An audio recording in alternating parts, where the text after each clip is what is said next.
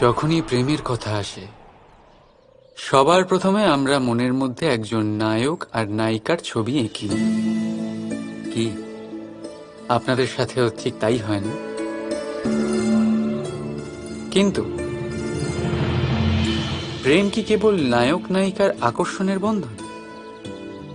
না, প্রেম তো পরিবারের সাথে হতে পারে, মা বাবা ভাই বোনের সাথেও হতে পারে, বন্ধু বান্ধবদের সাথে হতে পারে, দেশ ও জন্মভূমির জন্য হতে পারে, মানবতার সাথে হতে পারে, কোনো শিল্পের সাথে হতে পারে, এই প্রকৃতির সাথেও হতে পারে। কিন্তু প্রেম কখনো সেই পাতায় লেখাই হতে পারে না যেখানে আগের থেকেই অনেক কিছু লেখা আছে। যেমন ভরা কলসিতে আর জল ভরা সম্ভবই না।